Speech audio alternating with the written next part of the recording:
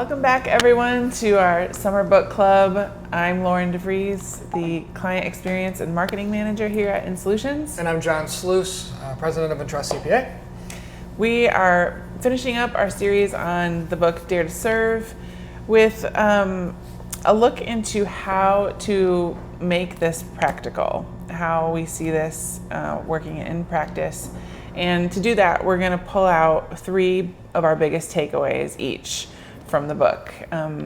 We wanted to do this because it's silly, we think, to read a book and then not have ways to actually put it into practice. And so hopefully this helps you. Even if you haven't read the book, you'll get some ideas of the overarching things and things that you can take away too. My personal first takeaway was the fact that people need to know where you're going when you're leading an organization or a nonprofit or in the workplace.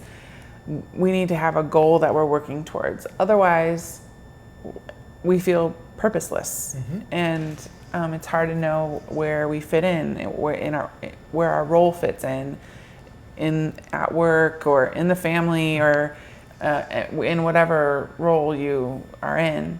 So to set a vision, I used to think that was like superfluous, like let's just get down to business, like let's just do our job, but it really does make a big difference. Well, I think it makes, this is one of those things where it's so simple, but yet so often missed. Like you talk about even the setting the vision, where businesses, not-for-profits, all the organizations will spend so much time doing the actual activity of setting it and then forgetting to communicate it. That, to me, I think was the brilliant part of it. It wasn't necessarily the setting the vision, and that's important, and she talks a lot about that. But it's that you have to communicate it. And we talked about it last week with Jason, and she hit onto it, and the example she used is if you have to tell, if you're going to go on a vacation, you have to tell the people you're going with, are you going skiing or are you going to the beach? They're going to dress differently and bring different things. And so you can't expect the people you're going with just to guess what you're saying. You may full well have spent all the time talking about it. You may have analyzed with your family, should we go here, should we go there? But if you don't at the end just communicate that end conclusion, it gets missed. Yeah. And that's one of those things that's so simple but so often missed and becomes so powerful for what you're doing. So. Yeah, and I think to revisit it, not just to have it, like she said, on a nice plaque or on the wall or in a handbook or whatever, to revisit it periodically, like during a yearly review or at monthly meetings, etc., to have it be something that everyone knows about can be really helpful to continue to drive the trajectory of the entire team. Well, so I'll piggyback off of your first one, and a little bit along with that on communicating where you're going. I think understanding, and one of my first takeaways from this was understanding who you're communicating that to and who you're talking to. So again, to kind of reiterate there, what my takeaway was, it's important for you as a leader to know who, what, or whom is your primary focus. And I'll step back on that a little bit and say, well, duh, it's the client, isn't it? Isn't it always the client? But not necessarily, or it's the customer. They are important, and don't worry if you're hearing this, you are very important. But so you have to understand as a leader who is your primary focus. And what I liked was Cheryl recognized that she recognized her primary focus was not the customers. Her primary focus was the franchise owner. Now that doesn't mean that Popeye's main goal isn't to serve the customers. It isn't to be a takeout restaurant. They are a restaurant, right? So the franchise owner aren't the main primary focus. But for her, in her role, the primary focus was the franchise owners. Yeah. And so for you to understand as the leader, your primary focus may not be who you think it is. It could be, and it could change based on the different role that you're in, the different hat you're playing. But you have to understand who it is that is your primary focus to be able to then turn around and communicate to and work with. My second takeaway was kind of a cheat. My second takeaway is that if you have the second edition of the book, John doesn't. There is a little bit of a Cliff Notes version in here. If you haven't read the book, but you are intrigued and you want to take a shortcut, if you go to the chapter, let's see, it's chapter 5, and from page 99 on the next 3 pages, she gives a little bit of a summary of the process that they went through. So the framework for transforming Popeyes. Mm-hmm. So the framework is listen first, which I think was really important, especially if you're coming into a new role or something along those lines, to listen to people who have already been there first. Articulate a purpose, and that's the why, which we've kind of already touched on. Choose roadmap strategies, the what. Determine principles, the how. Select and develop leaders, who, and we'll talk about that in a little bit because that has to do with personal purpose in there. And then communicate consistently and frequently. And the last one is super important. Track results monthly, quarterly, and annually. So that gives you a little bit of like I said, cliff notes on the book.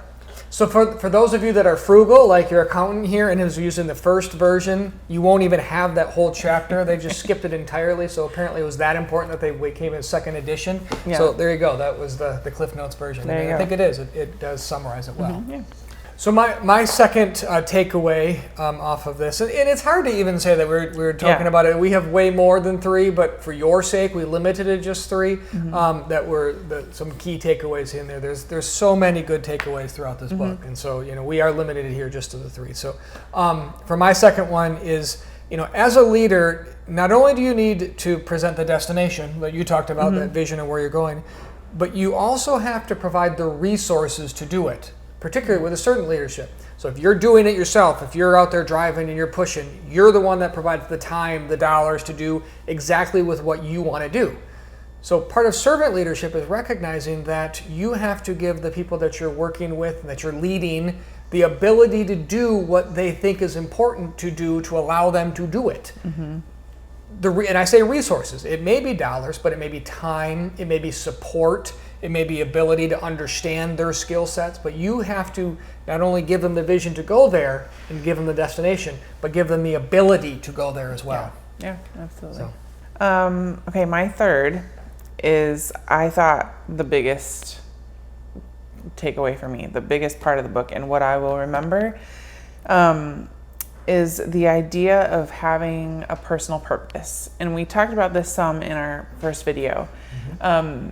Since then, my husband and I have been chatting about it here and there, and I have realized that personal purpose is really something that people look for throughout their lives. And many people search for it in activities or in their work or in their family or their relationships. Whereas your purpose really comes from inside of you, like it's inherent to you. And if you don't have a purpose, it can really affect you adversely to the point where, like, some people don't even want to live anymore if they don't feel that they have purpose. So to me, this is just a really big point of this book, that to develop a personal statement that you take with you in whatever role you go into. Mm-hmm.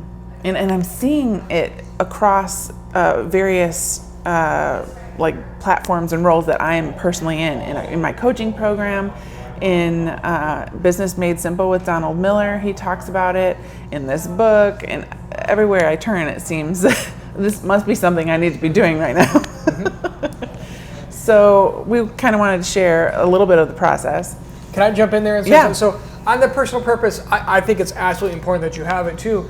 And it does offer me pause sometimes when I first came up with that. And I actually benchmark this, or use this to benchmark some of the things that we do here, because the balance I want to share with this, or to think through, is you have to have the personal purpose, but your personal purpose may not be something that others outwardly see. So an example I say is, I balance it back. Well, I'll give for myself.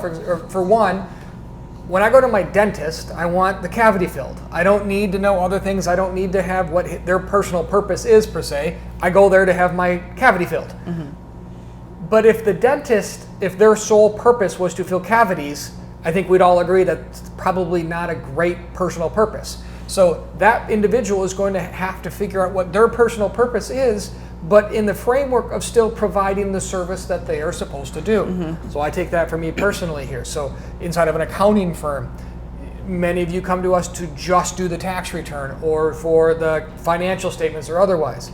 We have to make sure we do that. At the end of the day, that's why individuals are coming to us and paying for us.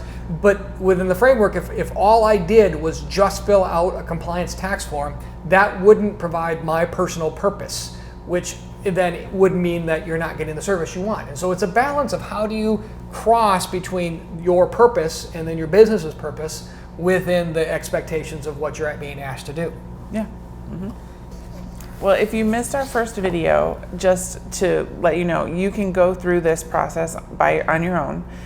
If you go to Cheryl's website, CherylBachelder.com, and we'll put the link for you below, you get to print off this journey to personal purpose, and she takes you through these questions. You can tell mine is well loved, and you get a list of, there's like 28 or 26 of these value statements or things that you value that you have to pick out three that are your top, which was hard to do, I have to say.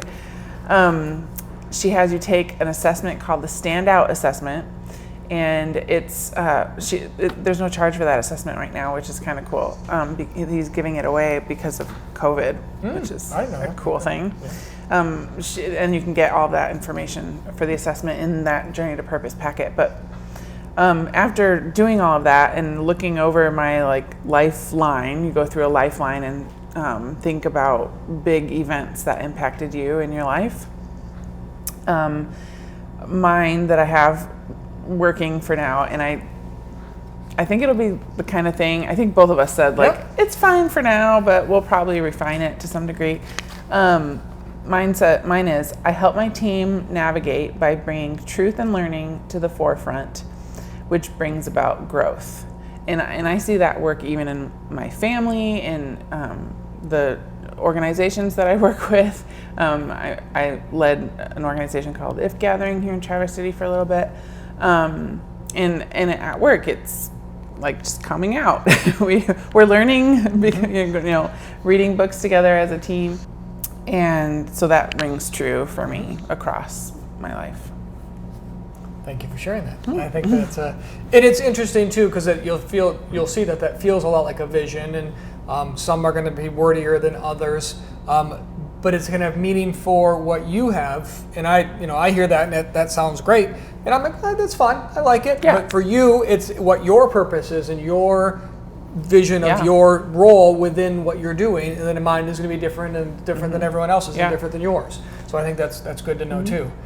I struggled a little bit because the process that she went through to come up with the words, I came out with a few words that the things, and I didn't necessarily put them in my purpose. They were there, and I need to work at it. But it's just, again, what I'm sharing here is it is a process to work through it. But the words I ended up for me was the wisdom, balance, and authenticity. Those are the three that I came through, and for my personal purpose, if you will, is to help others reach their full potential through numbers. And we talked a little bit about it because I couldn't just stop at the through numbers, because I had to recognize, for me, I want to help others see the potential as business owners, as employees, as others. Right. But I also have to do the context of who I am and how I'm interacting with people, and that's the through numbers. And so I have to recognize that that's where our strength is and what we're doing, what we're being asked to do. And so you can't have this such a flowery, overreaching vision that it's not practical either, which I liked. And even with yours, is it fit with the role that you're having. Wouldn't fit me, but it fit yours. And I think that's important, is that when you go through the process, it's going to help you steer you in your organization or in your role to where you should go. And then you can look back at it and use it as a benchmark.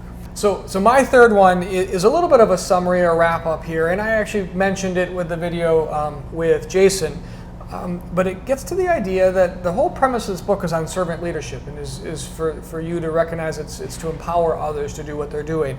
But it gets into the idea that humility humility as a leader is not thinking less of yourself, but it's thinking of yourself less. So it's allowing individuals to be empowered to do what they're doing and to truly do it for the right reasons.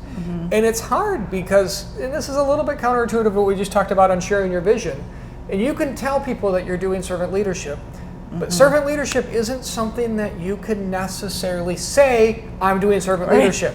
It's one of those things that you have to live it, you have to practice it, and that you have to look back in 5 years and say, oh, did I do it? It's not something you can just flip the switch on and then flip it off. Yeah. It's a way you have to live, and that comes in that humility and that when you look at it. So when we see Jason, we see it wasn't like he just did that overnight. It was it's a career built that way as you work through. And so I think that's important for you to hear, that as you take away this, is that there are some things that you're going to practically put in place right away. The purpose statement, the vision statement that you're going to be working through, and you're going to find these out and doing that. But then there's also part of it that you're going to say, whoa, if I believe this, this is life changing, and this is leadership changing, that if you truly are going to live this way, that you're going to have to lead in a long-term, long-haul approach towards things. And so that's where, if I step back and say, when you asked about what books you want to read, this is one that came to mind. I hadn't read this for 6 years, actually. It was something that I had read long before that. But then through this process, I've been had the opportunity to say, yeah, looking back, it is something that we did put into place here, and it took that long for us to realize it. So. And I think this is the kind of book, almost a guidebook that you'll want to refer to. Pull back on a regular basis. And we were even saying before we started this is that when I read it 6 years ago, I had names that I had put through it right along, and then I reread it in preparation for this, and I actually had a totally different outcome from the thing because I changed and shifted the primary focus of when I was reading it this time versus last time and otherwise. So it does move in ebbs and flows, which is I think what makes this a good book and a good leadership tried and true, if you will. Yeah. So. Just to close, we wanted to kind of come back around to the beginning. We talked about Popeyes and what a big turnaround they had over the 8 years that this leadership team was, leading the Popeyes company. And in the second edition, they have several pages of testimonies from Popeyes leadership team. And I'll just read you one of them. This is from Pete Ward, who is the former Deputy General Counsel and Chief Risk Officer at Popeyes. He's now General Counsel for Tropical Smoothie Cafe. He said, "The leadership style that made Popeyes successful can be summed up in the title of the leadership class we created, Lead from the Heart. This experience changed the way I think about leadership. When a leader invests in the development and success of their team, the trajectory of the team and ultimately the company is forever changed for the better." And I thought that was powerful. Really That's telling. powerful. Yeah. And we'd love to hear some of the things that you took away from this book. Either you've read it before or things that you've put in place. But what was it that you felt that was powerful as you read through this book? Or whether it was that, whether it was some other area that maybe we didn't even talk about. We'd love to hear what your thoughts are on this. And so we can share that with others as well. Yeah, please share in the comments below if you're watching on YouTube or on Facebook. Or if you'd like to shoot us an email, we'd love to talk to you back and forth by email too. Thank you for joining us. We look forward to having you join us on this next book. If you have any questions, feel free to give us a call and have a wonderful day.